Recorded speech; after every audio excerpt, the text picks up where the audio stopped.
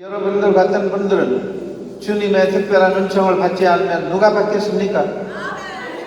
할렐루야, 할렐루야. 찬미 예수님, 찬미 예수님. 양쪽 팔을 이렇게 올리시면서 앉아있는 그런 상태에서 이 강의를 시작하기 전에 먼저 하느님께 찬미와 감사를 드리도록 합시다. 찬미와 감사는 그냥 할렐루야라고 하면서 반복적으로 큰 소리로 하시면 됩니다. 할렐루야, 할렐루야, 할렐루야, 할렐루야, 할렐루야. 다 큰 소리로 하느님께 찬미와 감사를 드리도록 하시는 하느님께서 35년 동안 허락해 주신 은총. 할렐루야, 할렐루야, 할렐루야, 할렐루야, 할렐루야, 할렐루야, 할렐루야. 감사합니다. 찬미 예수님, 할렐루야, 할렐루야. 주님 35년 동안 허락해 주신 모든 은총에 감사를 드립니다. 오늘도 이 자리에 우리를 인도해 주시니 진심으로 감사를 드립니다. 박수모님에게 은총을 허락하여 주시고 건강의 은총을 허락하여 주시고 마음과 신체적인 건강에 허락하여 주시고 오늘 함께하는 모든 이들에게 당신의 사랑과 자비로 가득 채워주셔서 할렐루야, 할렐루야, 할렐루야, 할렐루야, 할렐루야, 할렐루야. 팔을 내리시고요. 팔을 내리시고 박수를 몇 번 이렇게 박수를. 성자와 성령의 이름으로 찬미 예수님, 찬미 예수님, 할렐루야, 할렐루야. 우주 만물의 주인이신 하느님의 자비의 은총을 이 감사제를 맞이해서 많이 받으시기를 바랍니다. 나사렛의 예수님의 그 사랑의 은총을 많이 받으시기를 바랍니다. 부활하시고 나서 주님께서 우리들에게 허락해 주신 성령의 그 평화의 은총을 많이 받으시기를 바랍니다. 예수님께서 승천하시고 나서 제자들과 초대 공동체를 보살피시고 용기를 주시고 희망을 주시고 치유를 하신 성모 마리아를 통해서 모성의 사랑의 은총을 많이 받으시기를 바랍니다. 여러분들 중에 마음고생하신 분들은 가정에 또 여러 가지 아픔이나 고통에 있으신 분들은 신부님도 이렇게 몸도 그렇고 마음도 고생하시고 계시는데 나사렛의 예수님께서 치유의 은총을 많이 허락해 주신다는 것을 믿으시기를 바랍니다. 요즘 들어서 이 민족의 아픔도 있습니다. 여러 가지 경제적인 그런 일들이 풀리지 않고 사업도 제대로 되지 않고 있고 가게들이나 식당들도 그렇고 직장들도 조금 불안하고 여러 가지 경제적인 슬럼프에 있는 이 민족을 또 주님께서 이 경제적인 어려움에서 벗어날 수 있는 은총을 우리의 기도를 통해서 허락해 주실 것이라는 것을 믿으시기를 바랍니다. 정치적으로도 여러 가지 혼란이 많습니다. 여야 간에 그 타협되지 않는 그런 일들이라든가 항상 이렇게 국회가 제대로 되지 않는 그런 아픔이 있습니다. 주님께서 야당인지 여당인지 대통령인지 국회의원들이 할 것 없이 모든 사람들에게 똑같은 그 사랑과 자비와 평화와 용서와 화해의 은총을 허락해 주시도록 기도를 바칩시다. 그리고 무엇보다 또 이 38선의 아픔이 있습니다. 70년 동안 여러분들이 많이 마음고생하면서 신체적인 고생하면서 민족적으로도 고생하면서 여러 가지 이산 가족 때문에 고통스러운 일들이 많이 있었습니다. 이제 더 이상 그런 아픔이 있으면 안 될 것 같은데 하느님께서 성모 마리아를 이 한반도에 평화의 사도로 보내시면 좋겠습니다. 아마 올해 안으로 성모 마리아께서 한국에 발현하면 어떻습니까? 한국에 이제 성모 마리아께서 파티마, 루르드스, 메지고레 여기저기 발현하시는데 아마 한국에 발현하실 때가 온 것 같습니다. 올해 안으로 성모 마리아께서 평화의 모으로서 이 한반도에 내려오시면 하느님께 간절히 기도를 바치도록 합시다. 한반도에 내려오시면 어디에 발현하시면 좋을까요? 성모 마리아께서 작은 예수의 여기 혈리에 내려오시면 좋지만 제 생각으로는 판문점에 내려오시면 어떨까요? 왜 그런지 아세요? 판문점 왜냐하면 남한하고 북한 사이니까, 경계선이니까 판문점에 내려오시면 북한 사람들도 성모 마리아를 보게 되겠죠.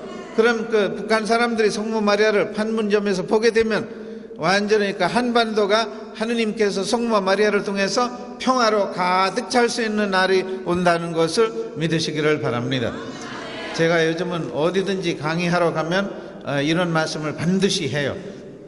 올해 안으로 성모 마리아께서 이 한반도에, 특히 판문점에, 여기 작은 예수의 혈리에 내려오셔도 아무 문제가 없어요. 그건 하느님이나 성모 마리아가 알아서 하는 일이죠. 우리가 그냥 우리의 바람을 하느님께 봉헌하는 것 뿐이죠. 간청하는 것 뿐이죠. 그렇지만 70년 동안 이 한민족이 고통스럽고 힘들고 억울하고 전쟁의 공포, 미사일의 공포에서 살다가 이래 올해 안으로 하느님께서 성모 마리아를 통해서 이 한반도의 평화의 은총을 반드시 허락해 주신다는 것을, 성모 마리아를 통해서 허락해 주신다는 것을 우리 같이 믿읍시다. 믿읍시다. 우리의 이 믿음을 하느님께 그대로 올리도록 합시다. 6월인데 6월은 예수 성심 성월입니다. 예수 성심 성월을 맞이해서 예수님의 그 심장에서, 예수님의 그 옆구리에서 흘러나오는 그런 거룩한 성혈의 은총을 많이 받으시기를 바랍니다. 거룩한 성혈의 그 치유의 은총을 많이 받으시기를 바랍니다. 이 사랑의 은총을 더 많이 받으시기를 바랍니다. 용서의 은총을 더 많이 받으시기를 바랍니다. 겟세마니에서 흘린 예수님의 그 땀 흘리면서 이 땀 속에 피가 섞여 있다고 아시죠? 이 땀 흘리면서 왜 피가 나왔나요? 혹시 피 나오는 이유 혹시 아시나요? 피 나오는 이유는 이 예수님의 핏줄이 터졌어요. 얼마나 고통스러웠을까요? 얼마나 억울하셨을까요? 얼마나 힘들었을까요? 잘못한 것이 하나도 없는데, 1% 아니고 0%도 없는데 그냥 이 겟세마니에서 기도 끝나자마자 예수님께서 잡힐 것입니다. 얼마나 그것을 견디기가 힘들었을까요? 그래서 아버지 이 잔을 거두어 주소서라고 말씀하시는 거 보니까 예수님께서 물론 인간적으로 볼 때 너무 고통스러워서 그렇게 하느님께 외쳤지만 이 잔을 좀 없애버리십시오. 오죽해야 그렇게 하셨을까요? 그렇지만 즉시 예수님의 그 신성한 모습, 하느님의 모습은 당신의 뜻이라면 그대로 받아들이겠다. 그 십자가에 매달리면서도 예수님 이 잔을 또 없애버립시오라고 했지만 그래도 당신의 뜻이라면 받아들이겠다. 그러니까 인간적으로 볼 때 견디지 못해요. 너무 고통스럽고 힘들고 절망적이고 좌절하죠. 인간적으로 볼 때. 그렇지만 예수님의 그런 하느님의 그런 그 시각으로 볼 때 끝까지 견디고 나의 뜻을 그대로 따르라. 아들에게 예수님께서 말씀하시는 것은 우리 모두에게 해당된다는 말씀이라는 것을 믿으시기를 바랍니다.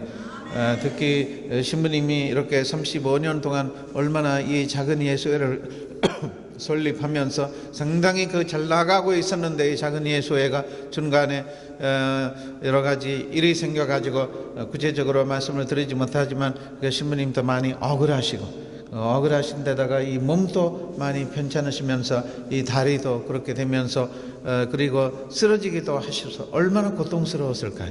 그래서 신부님 힘내시고요. 겟세마니의 예수님을 생각하시면서 갈와리산에 십자가를 들고 올라가시는 예수님을 생각하시면서 예수님이 얼마나 고통스러웠을까? 얼마나 고통스럽기에, 얼마나 힘들었기에 겟세마니에서 그 땀을 흘리면서 핏줄이 터져서 피가 나왔어요. 피땀을. 여러분들이 오늘 겟세마니에서 예수님께서 흘리신 그런 거룩한 땀, 그 보통 땀 아니고 예수님의 몸에서 거룩한 땀, 그 다음에 핏줄이 터지면서 이 거룩한 성혈이 흘러나왔는데 그 거룩한 땀과 거룩한 그런 성혈의 치유의 은총을, 희망의 은총을 많이 받으시기를 바랍니다. 그 예수님께서 이렇게 갈와리산에 올라가시면서 얼마나 고통스러웠을까요? 예수님이 겟세마니에서 아니고 잡히고 나서 감옥에서 몇 시간 동안 고문을, 혹시 여러분들 중에 아시는 분들이 계시면 손 들어보세요. 그 감옥에서 군인들에게 고문을 당했죠. 박해를 당했죠. 몇 시간 동안 그런 박해를 당하셨는지 아시나요? 혹시 아시는 분들이 안 계시는 것 같은데 17시간 동안 17시간 동안 예수님께서 박해를 당했다는 말씀입니다. 온 머리카락부터 발톱까지 몇 명이나 된 군인들이 예수님을 때렸는지 박해를 주었는지 혹시 아시는 분들이 계시나요? 몇 명이나 된 군인들이 손 들어보세요. 혹시 아시는 분들이 계시면 모르시는 것 같은데 350명이나 된 군인들이 17시간 동안 350명이나 된 군인들이 돌아가면서 예수님을 때렸어요. 마지막 숨을 거들려고 한 순간까지 하려고 했는데 빌라도가 고문을 하면서 박해를 주면서 죽이지 말아라. 십자가에 죽어야 되니까. 그러니까 거의 다 80% 예수님을 죽였다는 말씀입니다. 그럼 예수님께서 어떻게 견뎠을까요? 그 고통을 한번 상상해 보세요. 어떻게 견뎠을까요? 죽지 않게. 그런 면에서 볼 때 아마 성모 마리아하고 양아버지 요셉은 예수님을 상당히 잘 밥을 주셨나 봐요. 먹였나 봐요. 그래서 예수님을 자기 자신들은 먹지 못할 때도 예수님에게, 왜냐하면 구세주이니까 신이니까 잘 먹여야 되죠. 뭐 이렇게 빼빼 마르면 안 되죠. 뼈만 보이면 안 되죠. 영양실조에 걸리면 안 되죠. 그러니까 얼마나 잘 먹였기에 예수님의 몸무게가 몇 킬로나 되었는지 아시나요? 예수님의 몸무게가 몇 킬로나 되었는지 혹시 아시는 분들이 계시면 한번 손 들어보세요. 저기 자매님 몇 킬로나 되었나요? 예? 80kg? 85kg. 그래도 자매님이 거의 다 맞추셨네. 85kg였어요. 85kg 예수님. 얼마나 잘 먹였을까요? 그 예수님의 키는 몇이었는지 혹시 아시는 분들이 계시면 손 들어보세요. 예수님의 키. 1m?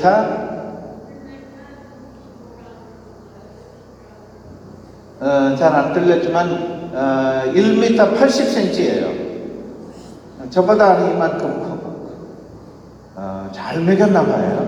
이것은 얼마 전에 그런 영국에서 예수님에 관한 예수님의 그런 여러 가지 상황에 대해서 발굴해 가지고 나오는 그런 말씀이에요. 그런데 이것은 100% 맞는 말씀인지 모르겠지만 그래도 예수님을 잘 먹였어요.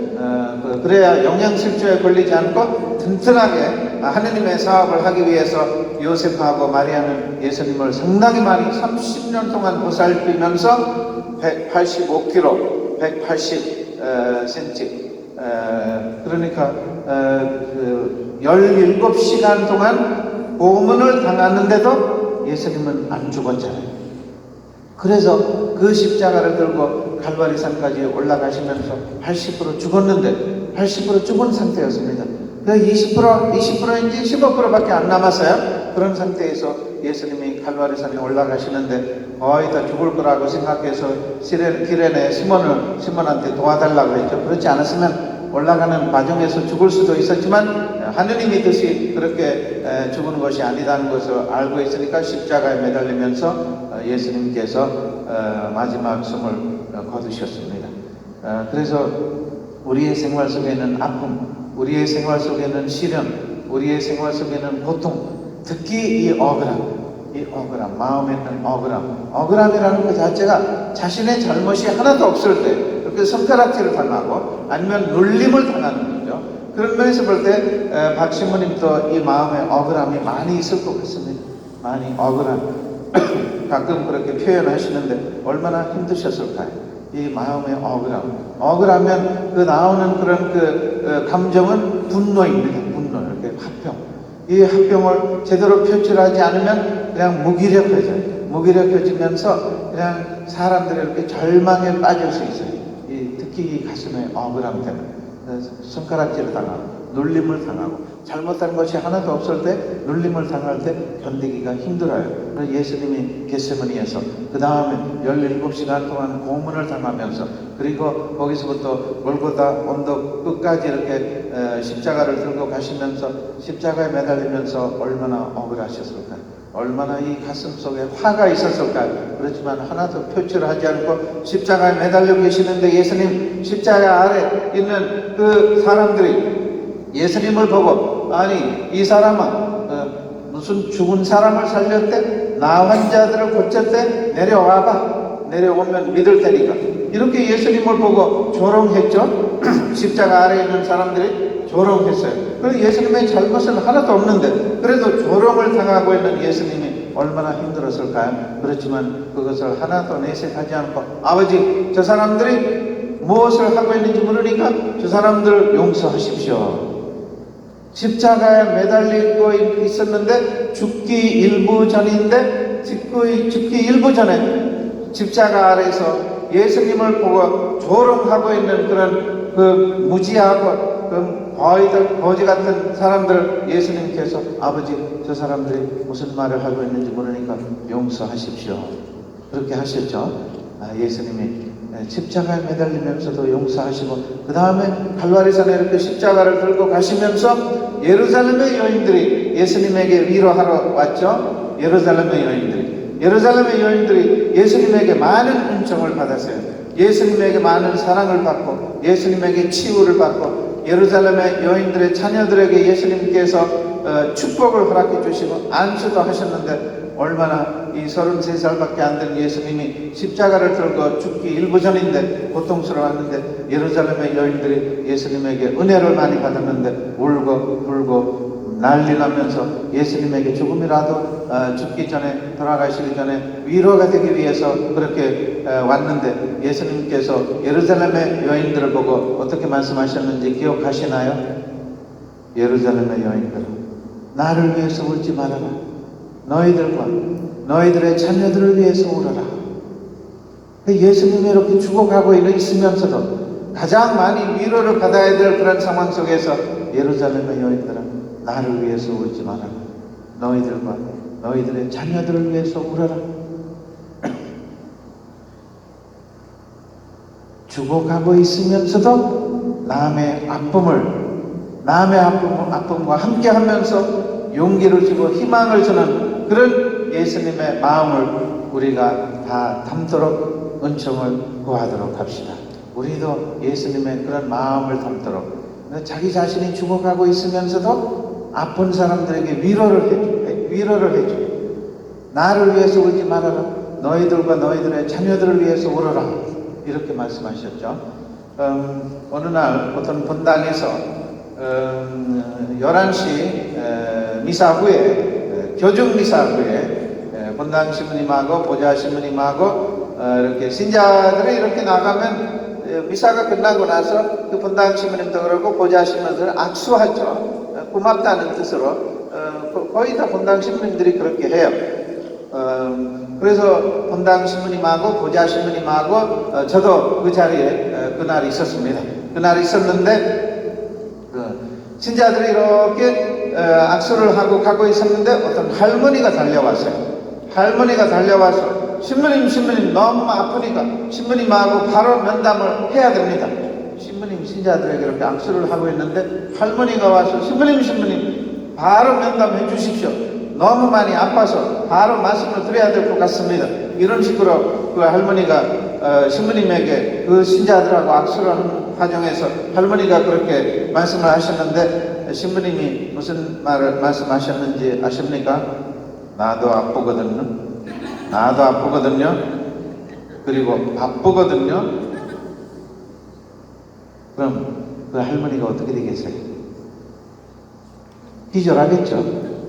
완전히 막 터질 정도로, 머리가 터질 정도로 아프고, 그 다음에 신부님에게 반드시 말씀을 면담해야 될 것이 즉시 생겼는데 달려와서 신부님이 나도 아프거든요, 그리고 바쁘거든요 하는 그 상태에서 그 할머니가 거의 다 기절할 뻔했어요. 기절할 뻔했는데 제가 그 할머니를 옆에서 불러서, 할머니, 저 본당 신부님이 바쁘시니까 저를 좀 만나십시오라. 아, 신부님 아닙니다. 신부님 아니고 본당 신부님을 만나야 된대요.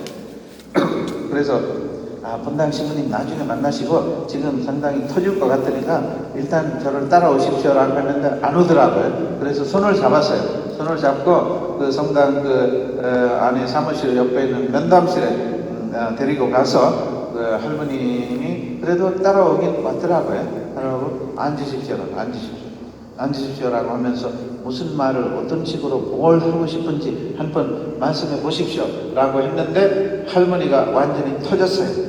이 얼마나 큰 소리로 말을 하기 시작했느냐면 하소연하기 시작했느냐면 욕을 하기 시작하고 온갖 고함지르고 큰 소리로 외치면서 이 온몸으로 이렇게 화를 표출하기 시작함으로써 무슨 콧물 나오고 이 거품도 나오고 뭐 온갖 여기 다 나오기 시작했어요. 그러니까 30분 동안 한 1초도 멈추지 않고 얼마나 고함 지르다시피 그 화를 표출을 했는지 저는 한마디도 안 했어요. 한마디도 안 하고 듣기만 했는데 한 30분 동안 그렇게 고함 지르고 나서 외치고 나서 그 화를 표출하고 나서 그 자리에 거의 다 쓰러지다시피 기절하셨어요. 30분 동안. 얼마나 이 가슴속에 억울함, 이 한이 맺힘, 복수심, 분노, 화평 있었으니까 더 이상 견디지 못하는 그런 단계에 도달하는 순간에 본당 신부님에게 달려와서 아무리 11시 미사 후에 신자들을 악수하면서 바쁘시더라도 즉시 만나야 된다는 것은 이제 더 이상 견디지 못할 정도로 고통, 억울함, 분노, 상처 있었다는 말씀이죠. 그래서 30분 동안 제가 들어주었는데 한 기절하다가 한 1, 2분 만에 그냥 깨어났어요.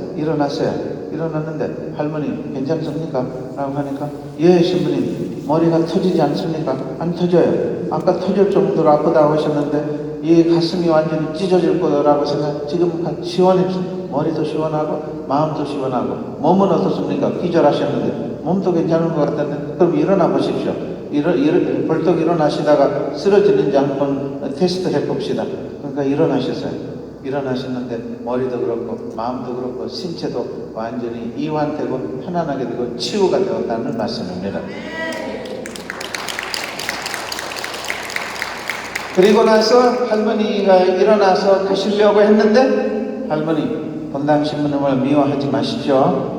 아니에요 신부님 본당 신부를 미워할 일이 없습니다. 신부님이 얼마나 바쁘시고 그것도 11시 미사 후에 신자들을 만나야 되고 그 다음에 악수도 해야 되고 그 다음에 12시 지나서 맛있는 음식을 또 먹어야 되고 먹고 나서 좀 쉬어야 되고 쉬고 나서 또 뭐 저녁 미사 또 이것저것 준비하고 뭐 여러 가지 있으니까 정신 있겠어요? 정신없이 바쁘시니까 아시죠? 예 신부님 본당 신부는 미워하지 않습니다. 신부님하고 말씀을 나누면서 신부님을 통해서 예수님께서 저에게 치유하셨으니 본당 신부는 미워할 수 있겠습니까? 그럼 편안하게 가십시오. 편안한 마음으로 가십시오. 라고 하면서 할머니가 편안한 마음으로 가시더라고요.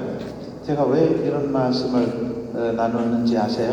예루살렘의 여인들이 예수님에게 위로를 하기 위해서 십자가를 들고 하고 계시는데 얼마나 고통스러웠을까. 예루살렘의 여인들이 그렇게 예수님에게 그 유대인들의 역사상에 처음으로 그 여자들이라는 그 자체가 2000년 그 당시에 사람도 아니었어요. 여자들은 사물이었어요. 기능들이었어요.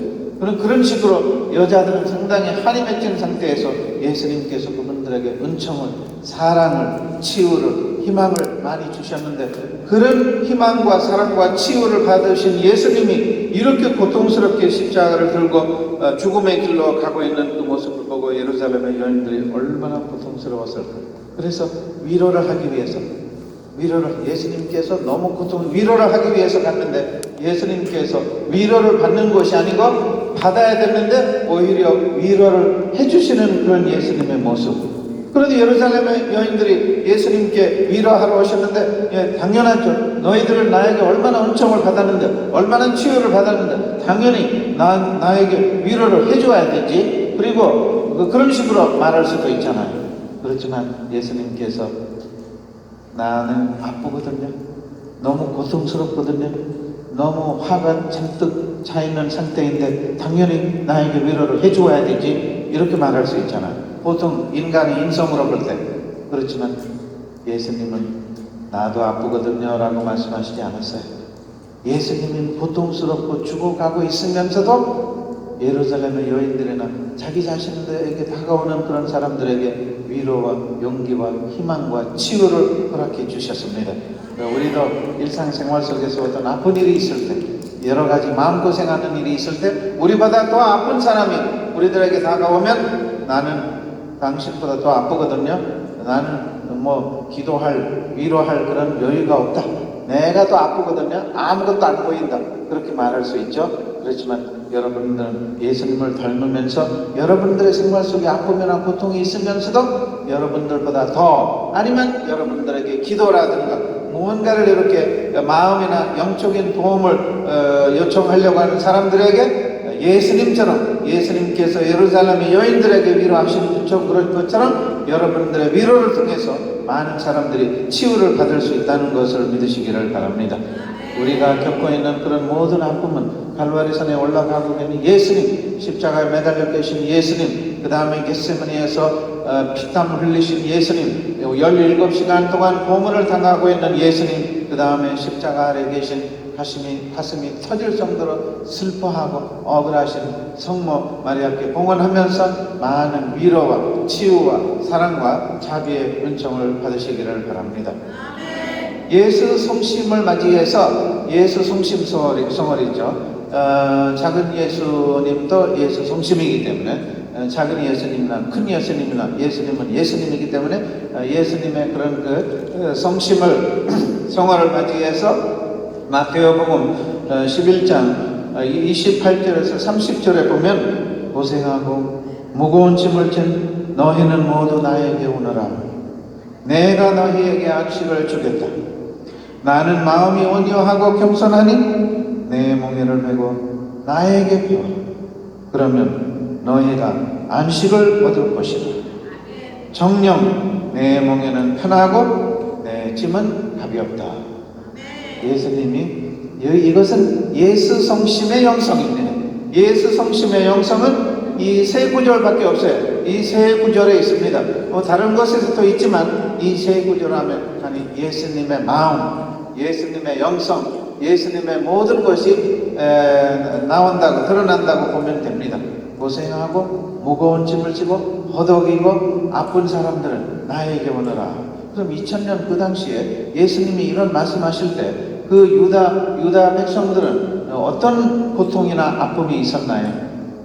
왜 예수님께서 이런 식으로 다수의 유대인들이 어떤 고통 중에 있었는지 거의 다 80% 이상 세 가지의 아픔이 있었어요. 그래서 예수님이 이런 말씀하시는 거, 세 가지 아픔. 첫 번째 아픔은 신민지의 아픔입니다. 신민지의 아픔입니다. 그 신민지라면 누구 아래 신민지 했는지 여러분들이 아시나요? 로마인들이 이 팔레스타인을 신민지로 만들었죠. 수백 년 동안 유대인들은 로마인들의 그런 그 신민지 아래서 살았다는 말씀입니다. 이 신민지라는 그 자체가 완전한 눌림이죠. 절대적인 그런 자유가 없어요. 자유롭게 움직이지도 못하고 말을 또 하지 못하고 꼼짝도 못하고 완전한 억압입니다. 그러니까 완전한 억압적인 상태에서 얼마나 그 민족은 억울했을까요? 억울하면 어떤 감정이 나옵니까? 화병에 시달려요. 화를 즉시 표출해야 돼요. 즉시 표출하지 않으면 화병에 시달려요. 화병에 시달리면 그 화를 표출하지 않았기 때문에 화병은 우리를 무기력하게 만들어요. 이 무기력한 모습은 우리를 절망에 빠지도록 만들어요. 그래서 유대인들이 로마 아래 식민지 생활을 하면서 억울하고 화가 나고 화병에 시달리고 그 다음에 무기력하고 절망적인 상태에 있었다는 말씀입니다. 그래서 어느 누구든지도 도와주지 않고 있었습니다. 그런 정치적인 식민지적인 상황 속에서 그래서 예수님께서 그래서 그런 사실을 30년 예수님께서 그런 사실을 30년 동안 이렇게 지켜보면서 살펴보면서 팔레스타인에서 다 돌아다니면서 하셨죠. 그래서 도와주는 사람들이 없었어요. 그래서 가끔 이 식민지 생활 때문에 도저히 견디지 못하는 그런 혁명 당원들이 있었어요. 혁명하는 그 당원들이 있었어요. 그 혁명 당원들 중에 예수님의 제자도 한 명 있었어요. 아시죠? 시몬 혁명 당원 시몬. 그래서 이 혁명 당원들이 어떤 일을 했느냐면, 보통으로 이 유대인들이 길다란 옷을 입었죠. 우리 수탄 같은 옷을 입었죠. 이 길다란 옷 속에 아주 길다란 칼을 숨겨놓고 다녔어요. 길다란 칼을 숨겨놓고 이 로마 군인들이 많이 있을 때 아니고 몇 명 있는 곳에 무조건 칼로 로마 군인들이 죽이는 거예요. 그래서 혁명당원 라고 하죠. 얼마나 억울하고 고통스럽게. 그 혁명당원들은 다 국수주의자들이죠. 민족주의자들이죠. 자기 나라를 보호하는 사람들이었죠. 그래서 그 칼로 죽이려고 하는 그런 그 옷 속에 칼을 숨겨놓고 하는 사람 중에 예수님의 제자도 있었어요. 예수님의 제자 혁명당원 시몬. 그런데 예수님을 만난 그 순간부터 칼을 내려놓았어요. 칼을 내려놓고 예수님의 그 사랑으로, 예수님의 그 용서로, 예수님의 자비로, 예수님의 치유로 무장하기 시작했다는 말씀입니다. 이 정치적인 그런 고통, 여러분들도 이 식민지 생활에 고통을 겪으신 분들이죠. 아마 여러분들 중에 아마 70 넘으신 분들이 계시면 70, 한 80쯤 되어야 되죠. 70, 80, 70 넘으신 분들이 계시면 직접 어린 시절에 식민지의 그런 고통을 겪으신 분들이겠죠. 한 80 넘어서 한 90이라면 거의 다 한 10몇 년 동안 그런 식민지의 일본 식민지의 그런 고통을 겪으신 분들이시겠죠. 얼마나 고통스러웠을까. 일본 사람들이 이렇게 완전히 이 한국이란 나라를 이 세상에서 없애버리려고 했어요. 한국이라는 나라가 이 지구 역사상에 없었던 걸로 생각하는 그런 식민지 생활이었어요. 저는 이렇게 한국 사람 아니고 인도 사람인데 식민지에 대해서 뭘 아느냐 이렇게 말할 수 있지만, 인도 민족도 식민지 생활을 220년 동안 했습니다. 220년 동안. 영국 사람들이 인도를 지배했죠. 220년 동안.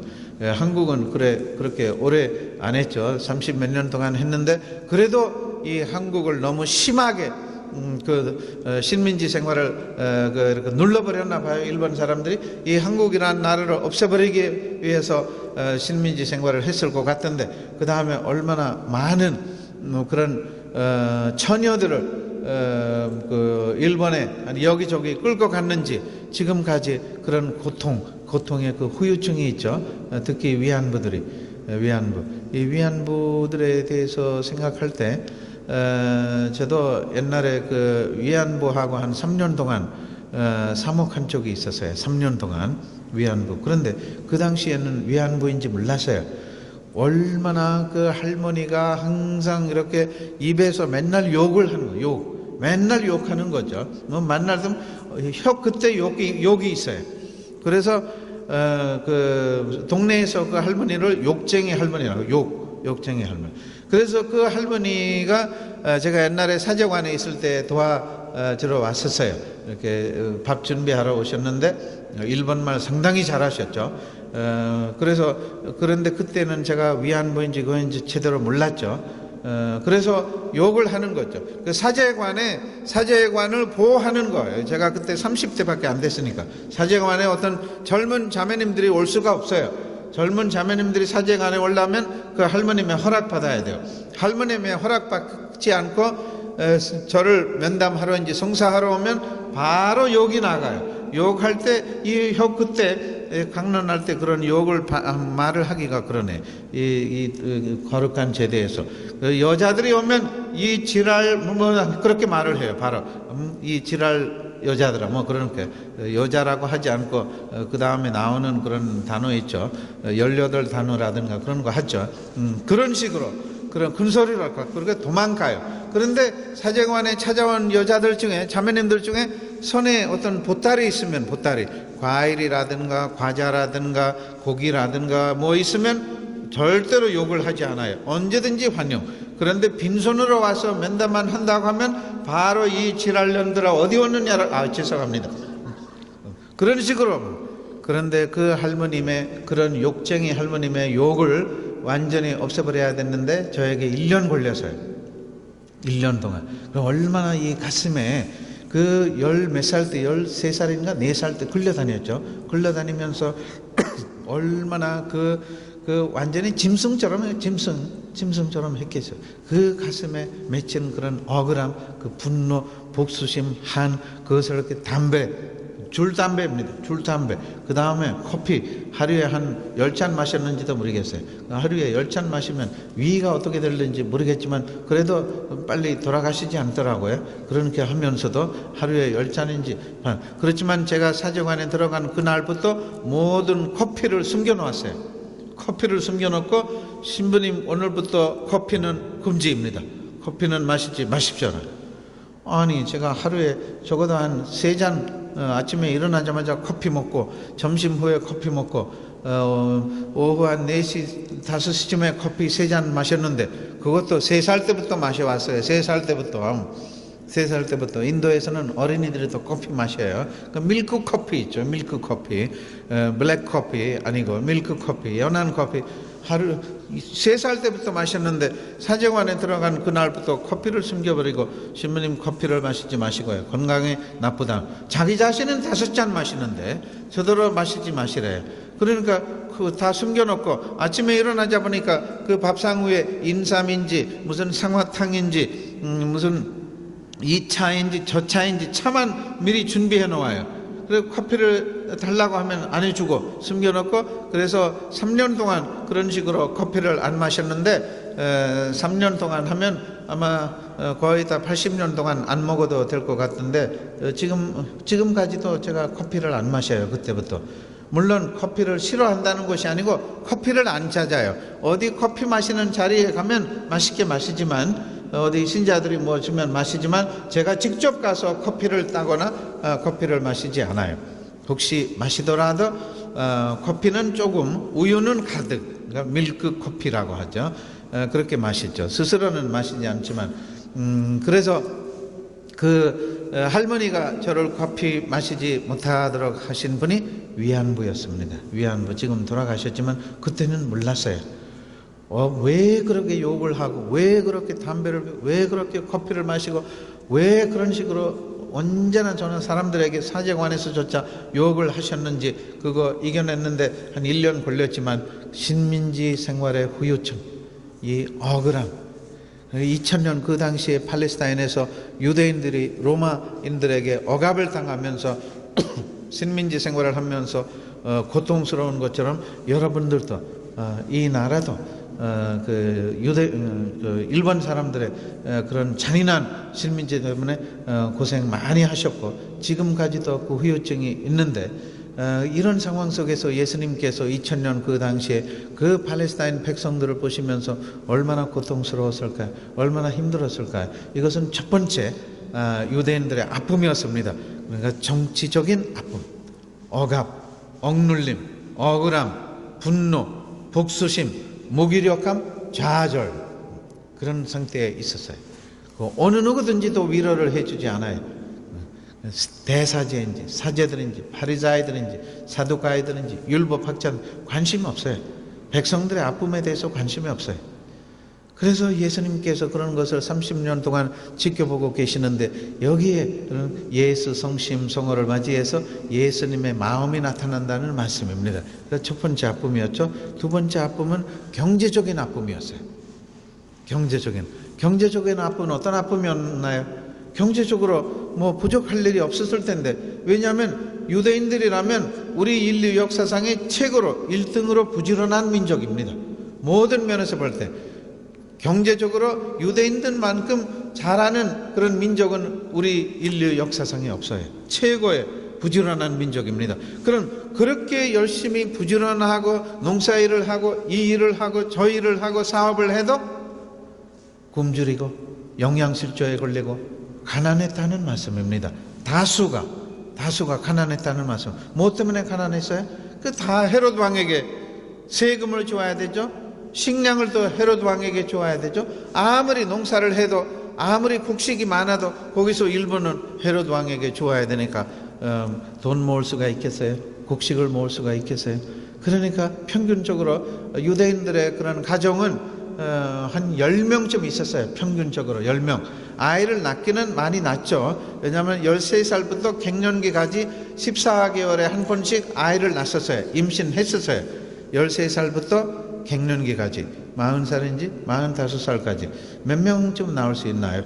이제 14개월 1년 2달 만에 임신하면 13살에 결혼하면 14살에 첫 번째 아이 나오죠. 16살 때 두 번째, 18살 때 세 번째. 그러니까 한 15명쯤 나왔겠죠. 그 몸 건강한 엄마들은 20명까지 나왔을 것 같아요. 그런 고양이 새끼들하고 다를 바가 뭐 있어요? 20명.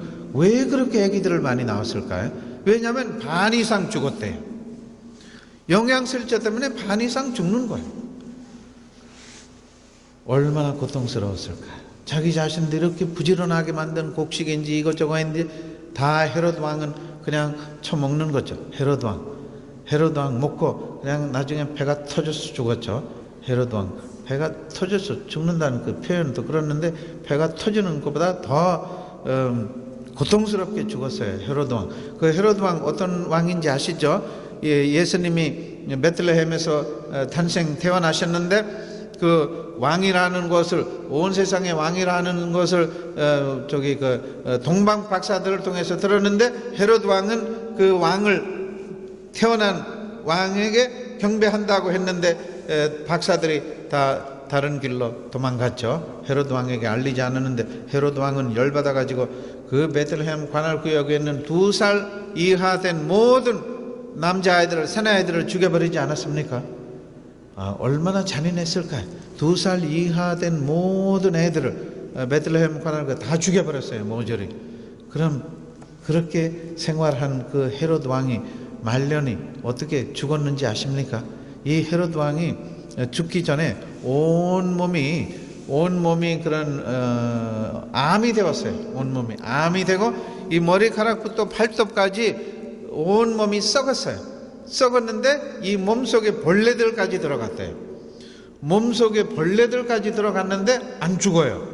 사실은 우리 부분에 어떤 암세포라든가 뭐 있으면 말기암이라면 금방 죽는데 이 말기암 아니고 머리카락부터 발톱까지 온 몸이 썩어서 그 속에 벌레들까지 생겼는데 안 죽어요. 그 얼마나 고통스러웠을까요? 얼마나 아팠을까요? 그래도 하느님이 죽게 만들지 않고 계속 그 고통을 그대로 이렇게 느끼도록 만들어요. 그래서 이 자기 그 지키는 그런 군인들에게 나를 좀 칼로 죽여버리세요. 나를 좀 칼로 죽여버려라. 도저히 이렇게 견디지 못해서 그 군인들에게 죽여버리래요. 그런데 그 군인들이 왕을 죽일 수 있나요? 아무리 왕은 죽여버리라고 해도 죽이지 못하죠. 그래서 견디고 이 도저히 이렇게 견디는 그런 한계에 도달했을 때 헤롯 왕은 어떻게 했느냐면 주방에 가서 칼로 자기 가슴을 찌르고 자살했어요. 헤롯 왕.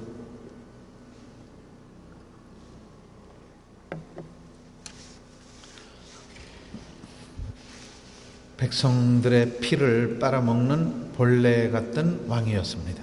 뿐만 아니라 그 어린 아기들을 모조리 죽여버리는 그런 아주 그 무죄한 어린이들의 그런 피는 헤롯 왕에게 그대로 다가가면서 고통스럽게 죽었다는 말씀입니다. 그래서 예수님께서 30년 동안 그렇게 부지런하고 열심히 일하는 그런 유다 민족을 보고 얼마나 고통스러웠을까. 너희들은 이렇게 열심히 일하면서 열심히 이렇게 곡식인지 여러 가지 어떤 과일인지 뭐 사업인지 이렇게 하면서 잘 하고 있는데 다 헤롯 왕은 먹어버렸구나. 그러니까 이 가난의 고통, 가난의 아픔, 10명이나 된 아이들을 키워야 될 그런 하루 벌고 하루 먹어야 될 그런 가장들의 그런 고통 누가 알겠습니까? 그래서 이 이 마음에 억울함이 있고, 이 신민지의 억울함, 정치적인 고통, 경제적으로 절망, 굶주림, 영양실조, 이런 아픔 속에 있는데, 그런 아픔이 있을 때 이 하소연할 수 있는 곳이 있어야 되죠. 하소연 하면서 조금이라도 위로를 받고 조금이라도 치유를 받아야 될 것이 있어야 되죠. 그것은 예루살렘의 성전이죠. 예루살렘 성전에 가서 야훼 하느님께 이렇게 하소연하면서 조금이라도 위로를 받고 치유를 받아야 됐는데, 다수의 백성들은, 가난한 백성들은 성전에 가서 하소연할 수 있는 기회 하나도 없어요. 하소연 아니고 성전에 가면 오히려 스트레스 많이 받았어요. 스트레스. 왜 그런지 아세요? 성전에 가서 이 신민지적인 경제적인 아픔이나 억울함에서 조금이라도 위로를 받아야 됐는데, 위로를 받는 것이 아니고 성전에 가면 스트레스 받고 돌아갔대요. 뭐 때문에 스트레스 받았을까요? 그 대사제들인지 사제들인지 바리사이들인지 잘 나가는 율법 학자들인지 사두가이들인지 쳐다보지도 않아요. 별로 가난한 사람들에 대해서 관심이 없어요. 아픈 사람들에 대해서 관심이 없어요. 나 환자들은 저리 가라. 나 환자들에 대해서 빨리 좀 주고, 니네들은 죄를 지어서 하느님이 벌을 주셔서 나병에 걸렸지. 중풍 환자들 관심이 하나도 없어요. 중풍? 니네들이 죄를 지어서 하느님께서 벌을 주셔서 중풍에 걸렸지. 저리 가라. 가난한 사람들은 왜 가난하게 사느냐? 하느님의 저주받았으니까 가난하게 사는 거지. 그것은 니네들의 팔자이다.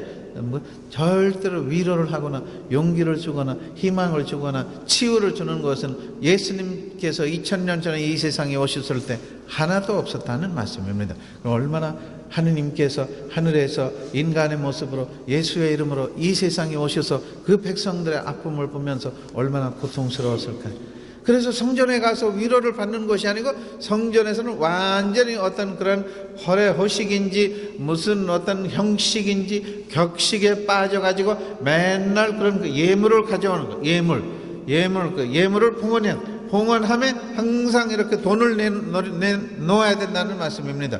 이 봉헌함이라고 하죠. 봉헌. 우리는 봉헌 바구니가 있죠.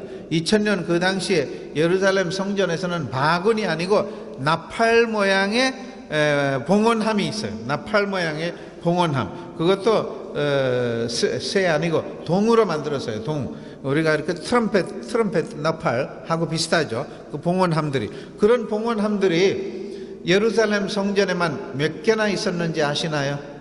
13개.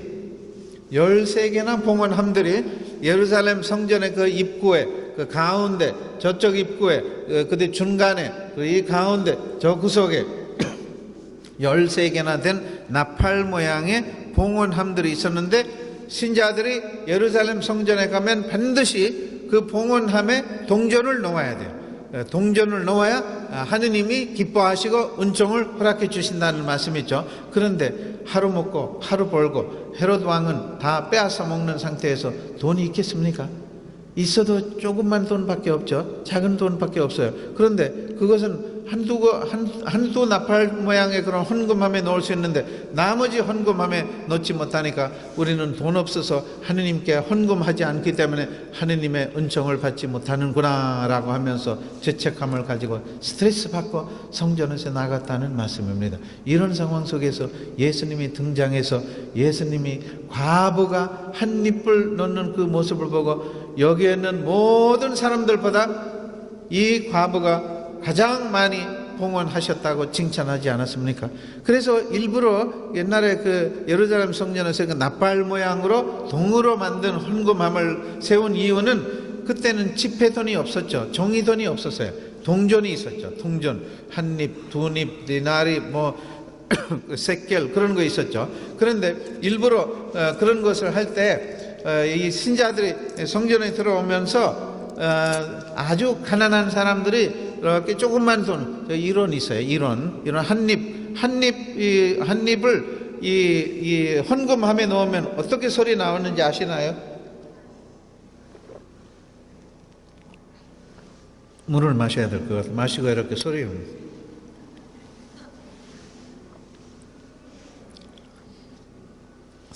제대 앞에는 대사제와 사제들이 많이 앉아 있어요. 신자들을 보면서 앉아 있고, 그래서 다 이렇게 지켜보고 있고, 지켜보는 것이 아니고 감시하는 거죠. 대사제들이나 사제들이, 신자들이 제대로 봉헌하고 있는지 감시하기 위해서.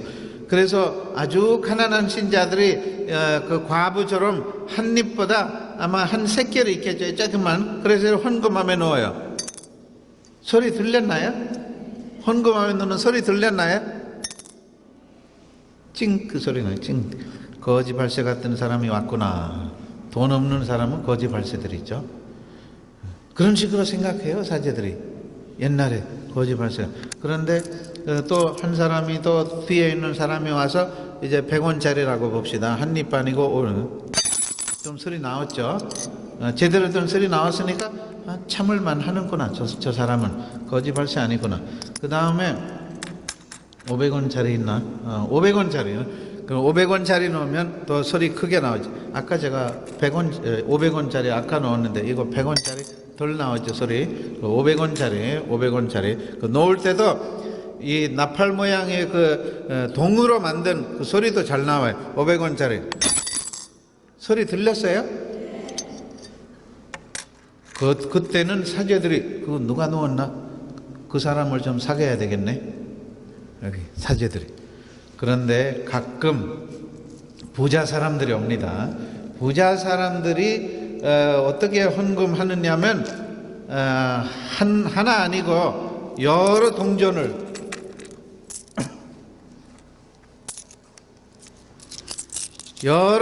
이렇게 이만큼 가득 주면 가득 하면서 이렇게 소리 들렸어요? 자르르르 소리가 들렸죠? 그거 놓을 때 그냥 가까이서 아니고 어떤 때 던져버리듯이 싶어요. 바싹 가면서 던져버리죠? 그럼 던져버리면, 이 소리에 대해서도 우리 교회에서 그런 어떤 소리도 만들었어요. 어떻게 소리를 만들었냐면 이 주먹에서 동전을 가득 이 나팔 모양의 거기 넣으면 철렁이라는 소리 나온대요. 철렁. 그러니까 촤 하면서 나오죠. 이 철렁이라는 소리 어디에서 누가 만들었는지 아세요? 그 중세 때 그 교황님께서 면죄부를 하는 것이 있었죠. 면죄부를 하면 무엇이냐면 그 고해성사를 보고 나서 보석으로 돈을 넣으라. 무엇을 위해서? 교황청을 짓기 위해서. 지금 로마에 있는 바티칸 성전이 있죠. 어마어마하죠. 그 교황청을 짓기 위해서 보석으로 돈을 넣어라.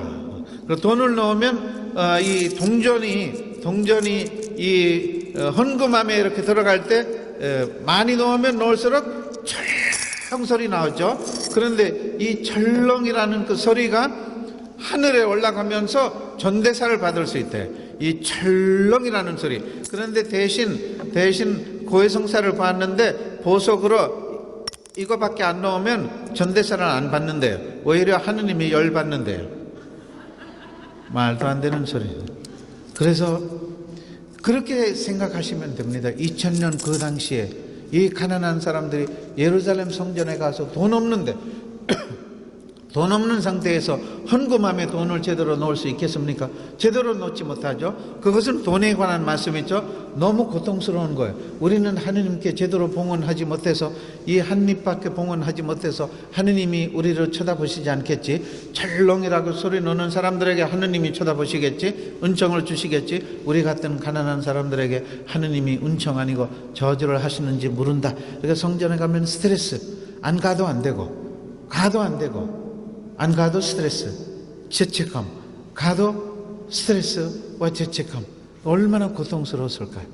그래서 이 종교를 통해서 조금이라도 카타르시스, 종교를 통해서 조금이라도 위로, 종교를 통해서 조금이라도 사랑과 희망을 받아야 됐는데 그런 것도 2000년 그 당시에 없었다는 말씀입니다. 우리들에게는 이런 기도 모임이라도 있으니까 다행히 이런 찬양을 통해서, 말씀을 통해서, 안수를 통해서, 치유를 통해서, 영가를 통해서, 특히 박 신부님은 그 영가를 잘 하시니까 사람들이 많이 카타르시스 느끼죠. 은총을 느끼죠. 치유를 느껴요. 그런데 2000년 그 당시에 치유 아니고 위로 아니고 스트레스 받고 죄책감을 느끼고 아마 하느님이 우리들에게 벌을 주시는 거 아닌가, 그런 어떤 고통 중에 있었다는 말씀입니다. 이 경제적인 고통, 이 경제적으로 그렇게 하지 못해가지고 이 종교적으로 볼 때도 고통입니다.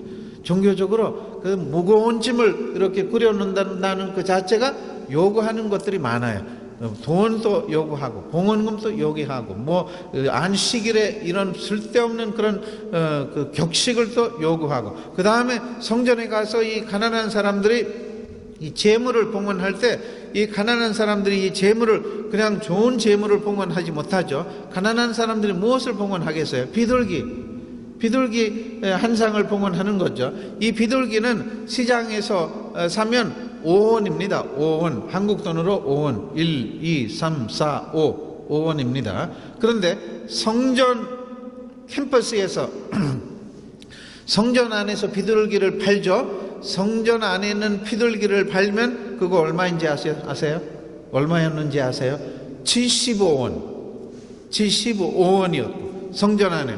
그런데 성전에서 사지 않고 시장에서 5원 주고 비둘기를 2마리 사면 성전에서 그 비둘기를 검사하는 사람들에게 통과되지 못해요. 불결한 그 부종을 탄 그런 비둘기를 데리고 왔구나, 반드시 성전에서 사야 된다. 그런 식으로도 가난한 사람들의 돈을 퉁쳐먹는 거예요. 그런 식으로도 퉁쳐먹고, 양도 성전에서 사야 됩니다. 밖에 시장에서 사면 안 돼요. 시장에서 사면 그거 불결하다고 하죠. 부종을 탄다고 하니까 성전에서, 시장보다 2배인지 3배인지 4배. 그 다음에 한전하는 것도, 돈 바꾸는 것도 온 세상에 흩어져 있는 유대인들이 과월절 때 반드시 1년에 한 번 성전에 오죠. 성전에 올 때 그 성전에 봉헌해야 될 돈은 반드시 성전에서 정해놓은 동전만 봉헌할 수 있어요. 어디 다른 아라비아에서인지 무슨 그런 요르단에서인지 뭐 어디 다른 곳에 다른 나라의 돈은 불결한 돈이기 때문에, 부정한 돈이기 때문에 더러운 돈은 성전에 봉헌하지 못해요. 그러니까 이 한전하는 것도 그렇고 비둘기를 판매하는 것도 그렇고 양을 판매하는 것도 그렇고 다 대사제와 대사제의 가족들이 주관했다는 말씀이에요. 얼마나 대사제가 돈을 많이 벌었을까요? 그런 식으로. 그런데 이런 것을 예수님이 다 지켜보고 계세요. 다 지켜보고 계세요. 오죽해야 예수님께서 채찍질을 들고 그 성전에 있는 환전하는 사람들을 막 때리고 쫓아냈을까요? 가난한 사람들의 피를 빨아먹는 성전 예절들이나 의식들이나 대사제와 바리사이들이나 율법학자들이, 그래서 다수의 그런 가난한 백성들은 헌금도 제대로 하지 못하고 봉헌도 제대로 하지 못하고, 그 다음에 봉헌할 때 그 가난한 사람들이 제대로 된 봉헌 중에 봉헌은 양 아니면 염소를 양을 봉헌하면 하느님이 상당히 좋아하신대. 비둘기는 그냥 별 볼 일 없는 거지들이, 가난한 사람들이 하느님이 쳐다보지도 않는데, 그런데 가끔 부자 사람들이 거의 다 한 500kg인지 1000kg짜리 황소를 끌고 와요. 봉헌하기 위해서. 황소를 끌고 오면 대사제가 직접 그 제물을 받아요. 대사제가. 그런데 가난한 사람들의 봉헌을 쳐다보지도 않고 뭐 칭찬도 받지 않고 오히려 스트레스 받고, 그런데 그런 식으로 하니까 하느님도 그런 식으로 보신다고 착각하는 거죠. 하느님은 그렇지 않죠. 하느님이 어떤 분이신지, 하느님이 원하시는 것이 무엇인지 우리는 예수님을 통해서 명백하게 알고 있고, 그 다음에 예수님을 통해서 다 이 성경에 읽을 수 있죠. 그래서 이런 상황 속에서 예수님께서 일부러 과부가 한 입을 봉헌하는 것을 칭찬하셨죠. 우리는 이 성경에 보니까 봉헌함에 대해서 칭찬하는 그런 장면은 오로지 하나예요. 예수님이 돈에 대해서, 봉헌함에 대해서 칭찬하는 것은 오로지 하나, 과부, 한 입. 그 부자 사람들이 이 손에 주먹에다가 가득 넣고 철렁하게 그런 것에 대해서 한 번도 칭찬한 적이 없었어요. 누가 이렇게 사람들에게 자랑하기 위해서 500원짜리 딱 이렇게 넣으면 하나도 하느님이나 예수님이 칭찬하지 않았어요. 그것은 나쁘다는 것이 아니고 남에게 보이기 위해서. 그래서 이 종교적인 그런 억압, 그래서 누구에게 의존할 수가 없어요. 이 대사제인지 사제인지 하느님을 또 직접 가지 못해요. 하느님께 기도하려면 항상 사제들을 통해서 가야 된다고 생각하고 믿었죠. 종교적으로 볼 때도 답답함, 억울함, 무기력함. 그러니까 이 마음이 어떻게 되겠습니까? 마음의 완전한 그런 억울함, 그 분노, 북수심, 상처, 무기력함, 우울한 모습, 그리고 그런 상황 속에서 어느 누구든지도 내가 있잖아, 내가 기도할 테니까, 내가 도와줄 테니까, 그런 식으로 말하는 한 명도 사제들 중에, 대사제 중에, 바리사이들 중에, 율법학자들 중에, 나라를 다스리는 그 지도자 헤롯 왕인지 빌라도는 쳐다보지도 않고요. 자기 배만 채우려고 하는 거죠. 쳐다보죠. 이런 어떤 절대적인 좌절, 이 가슴의 그런 응어리와 아픔, 이런 상태에서 이렇게 마음이 약해지면, 마음이 아파지면, 마음의 고통이 있으면 이 신체적인 아픔도 자연스럽게 유발됩니다. 만성 머리 아픔인지 두통인지 편두통인지 뇌종양인지 목디스크인지 갑상선인지 만성 위염인지 위궤양인지 위암인지 몸의 아토피인지 여기저기 몸에 생기는 혹들인지 이 가슴의 아픔에서 생깁니다. 이 가슴에 견디지 못할 정도로 그런 아픔이 있으면 이 신체가 견디지 못합니다. 아무리 이렇게 병원에 가서 치료를 해도 이 가슴의 아픔에 치유를 받아야 이 신체가 회복된다는 말씀이죠. 이 가슴의 아픔 때문에 신체적인 병들이 있으면 이 가슴의 아픔에 치유를 받으면 신체적인 아픔에도 자연스럽게 치유를 받는다는 말씀입니다. 그런 상황 속에서 우리는 예수님께, 성령께 완전히 의탁하고 봉헌하면 치유가 완성되는 것이죠. 의학적으로나 심리적으로만 아니고 하느님의 도우심으로 나사렛의 예수님의 그 치유의 손길로 치유가 된다는 그런 말씀이죠. 이렇게 마음의 아픔들이 2000년 그 당시에 이런 상황 속에서 예수님께서 한눈으로 이렇게 다수의 백성들을 보니까 어디 의지할 곳이 없어요. 누구에게 갈 수 없어요. 이런 무기력한 상태에서 악령에 시달리기가 쉬워요. 마귀에 걸리기가 쉬워요. 우리는 심리적으로 볼 때 악령인지 마귀라기보다는 우울증에 걸리기가 쉬워요. 이 심리적으로 볼 때 우울증 오래 가면 어떻게 돼요? 정신질환이 나와요. 이 정신질환이 오래 가면 어떻게 돼요? 정신병자가 돼요. 그런 마음도 그렇고 몸도 완전히 약해진 상태에서 마귀의 공격을, 악령에 시달리기가 쉽다는 그런 말씀이죠. 그런데 2000년 그 당시에 이 심리적으로 그렇게 발달되지 않는 상태에서 사람들을 이상하게 행동하면 악령에 걸렸구나, 아주 과격하게 이상하게 행동하면 완전히 일곱 마귀에 걸렸구나, 이렇게 표현했죠. 왜냐하면 설명할 줄을 몰랐으니까. 요즘은 아주 이상하게 행동하면 마귀에 걸렸다, 일곱 마귀에 걸렸다고 표현하는 사람들이 별로 없겠지만, 물론 뭐가 뭔지 모르는 사람들이 그렇게 하겠지만, 어디 예배당에 가면 목사님들이 무슨 머리 아프면 머리 아프게 만든 마귀에 걸렸다, 배 아프면 배 아프게 만든 마귀에 걸렸다, 어디 그 뼈 부러지면 뼈 부러지게 만든 악령에 걸렸다, 이런 식으로 예배당에서 설명을 하긴 하지만 그런 설명은 맞지 않습니다. 하느님이 그런 식으로 마귀를, 우리는 이렇게 예수님으로 무장하고 성모 마리아로 무장하는 사람들이 마귀의 공격을 받지 못합니다. 우리는 죄를 짓고 악한 생활을 하고 난폭한 생활을 하고 하느님을 거스르는 생활을 하는 상태에서 걸릴는지도 모르겠지만, 그렇지 않은 상태에서 마귀나 악령에 걸리지 않습니다. 여기 오신 여러분들은 악령이나 마귀에 걸릴 일이 0%도 없습니다. 마귀가 물러가라고 하면 돼요.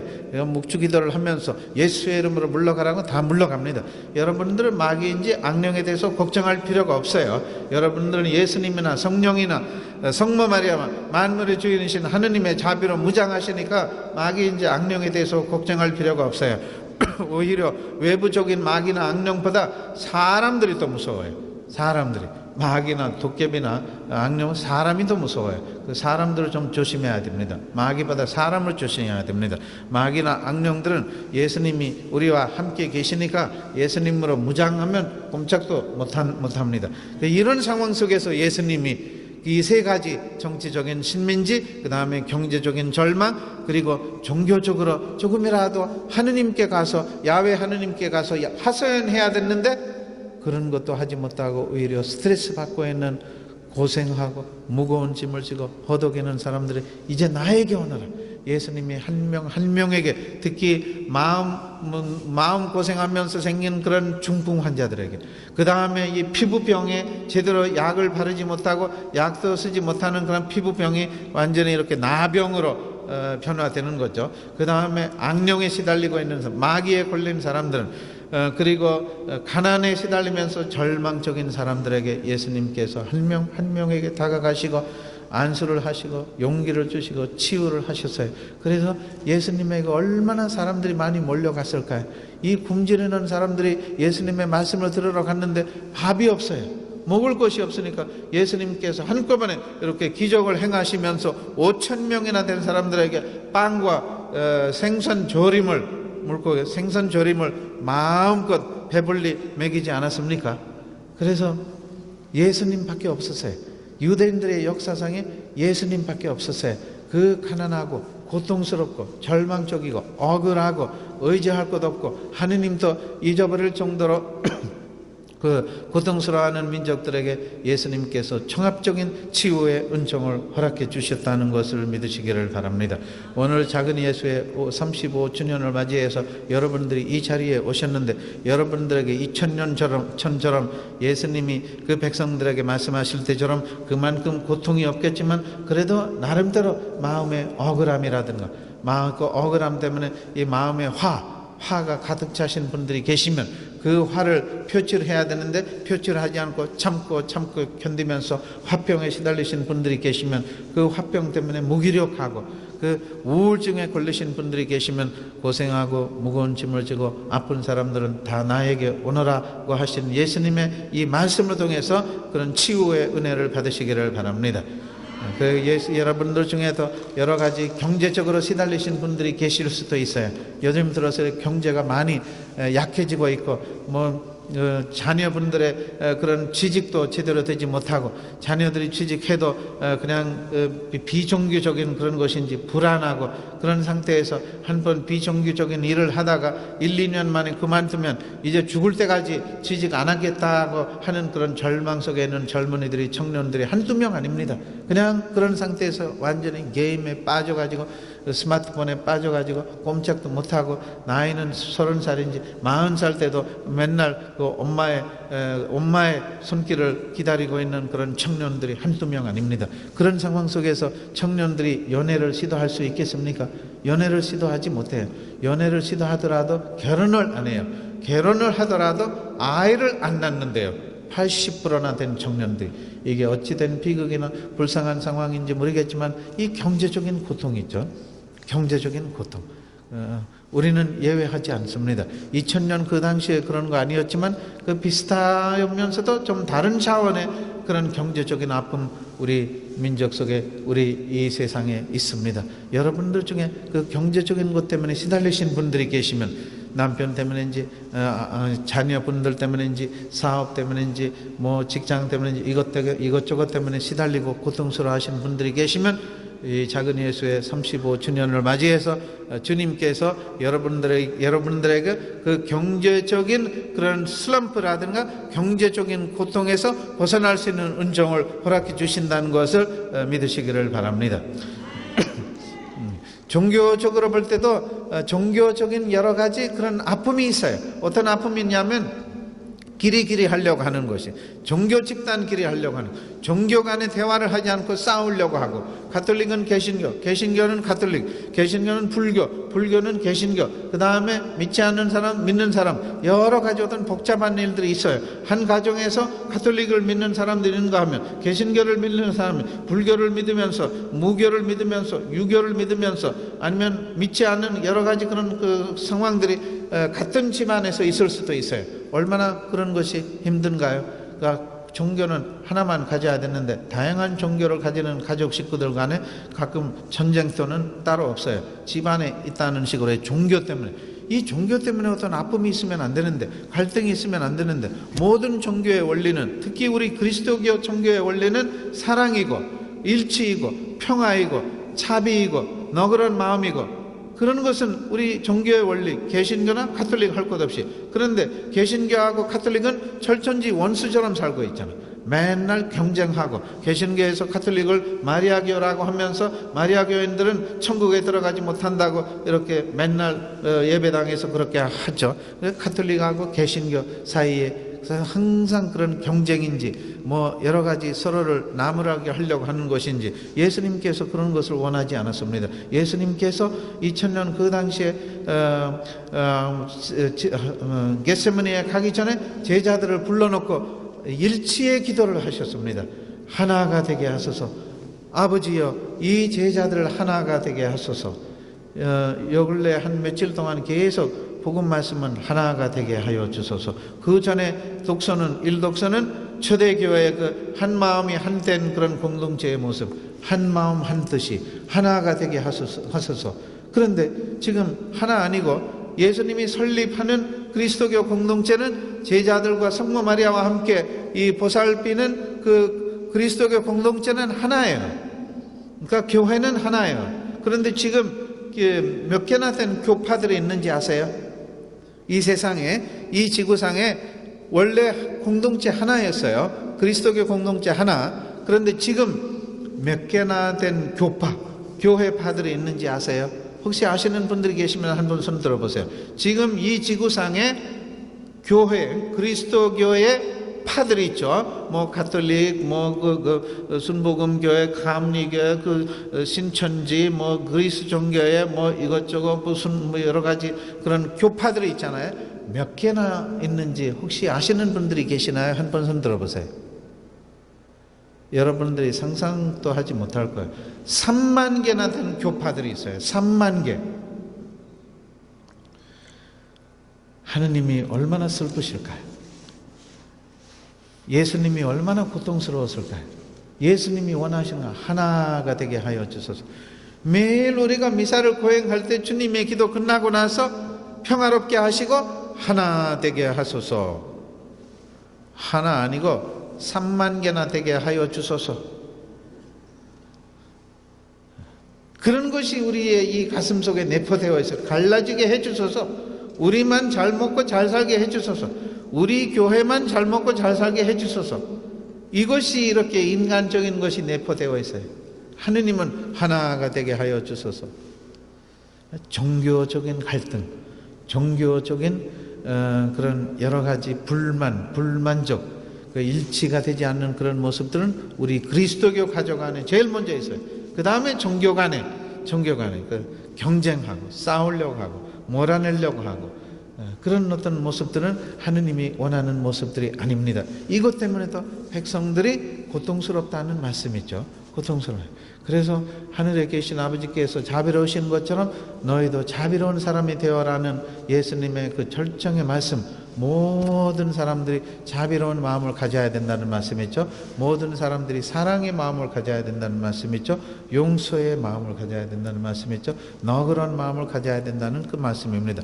그렇게 생각하고 하는 그 자체만으로 치유가 된다는 말씀입니다. 예, 1시에 끝나요, 신부님. 1시에 끝나야 되죠? 예. 예? 박수를 해주세요. 박수. 신부님 그 마이크 없으니까.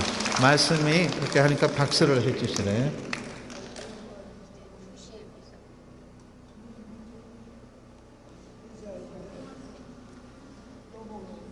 네, 2시부터 미사이기 때문에 제가 말씀을 여기까지 나누면서 여러 2000년 전에 예수님께서 백성들에게 치유하시는 그런 은혜를 여러분들도 많이 받으시기를 바랍니다. 이 말씀을 통해서도 그렇고 이제 미사를 통해서 계속해서 받으면서 예수님의 성체를 통해서 내적인 치유와 신체적인 치유와 넘치는 자비의 은총을 받으시기를 바랍니다. 대학 오시는 데에 다시 한번 뜨거운 박수. 예, 하늘이 깊고 곧 이어서 이사가 대야하고 싶은 함께 이루어지겠습니다. 다시 한번